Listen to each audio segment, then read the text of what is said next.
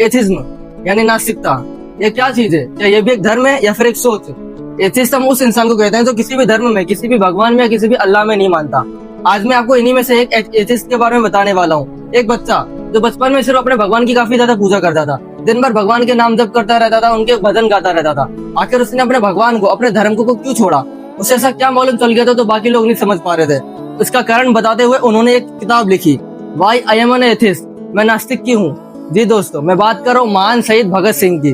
भगत सिंह ने जब लिखा मैं नास्तिक क्यों हूँ, तो उन्होंने वजह दी कि अगर हमें और इस दुनिया को सच में किसी भगवान ने बनाया है तो वो कहाँ पर है, हमें बचाने क्यों नहीं आ रहा? क्या उसे हमसे प्यार नहीं है, या फिर उसे लोगों को मरते देखते हुए और तड़पते देखते हुए मजा आता है, या फिर वो मर चुका है? क्योंकि अगर वो जिंदा होता तो इस तरह अपनी संतानों को तड़पते हुए ना दिखता, मरते हुए ना दिखता। जैसे हमें कुछ हो जाता है तो हमारे माता पिता हमारे लिए घबरा जाते हैं, परेशान हो जाते हैं, क्योंकि उन्होंने हमें जन्म दिया है।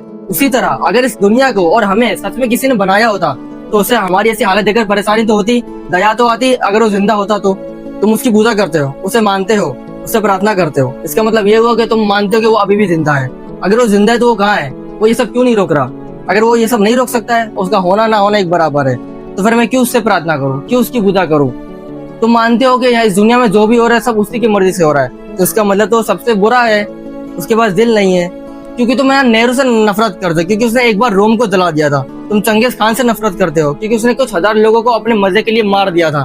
तो है ना, इस हिसाब से तो तुम्हें सबसे ज्यादा नफरत उस भगवान से ही करनी चाहिए जो हर दिन हर साल लाखों लोगों को मार देता है। क्या उससे भी इस समय मजा आता है? अगर हाँ, तो फिर मैं उस बुरे व्यक्ति को जिसे तुम भगवान कहते हो उससे क्यों मानूं? लेकिन अगर वो अच्छा है तो फिर वो उस दिन कहाँ था जब जालियनवाला बाग में अंग्रेजों ने सैकड़ों लोगों को मार दिया था, छोटे छोटे मासूम बच्चों को गोलियों से भून डाला था? तुम्हारा भगवान कहाँ है जब बच्चे भुखमरी से मर रहे हैं, लोग गरीबी से मर रहे हैं? तुम कहते हो ये दुनिया सबसे सुंदर है क्योंकि इसे मेरे भगवान ने बनाया है।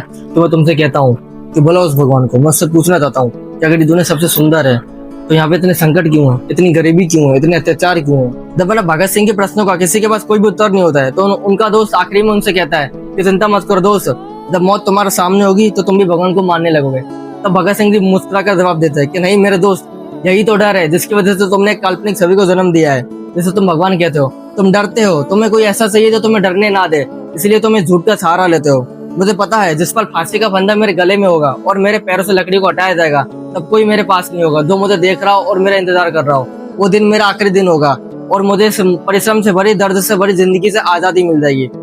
आपकी क्या राय है? भगत सिंह जो इतने बड़े क्रांतिकारी थे, जिन्होंने अपनी जान कुर्बान कर दिया हमारे देश को आजाद दिलाने के लिए, उन्होंने इतनी सारी बुक्स पढ़ी, मार्क्स को पढ़ा, लेनिन को पढ़ा, तब जाके उन्होंने ये फैसला लिया कि मैं एक नास्तिक बनूंगा, क्योंकि उन्होंने कहा कि मैंने धर्म की आड़ में धंधा देखा है।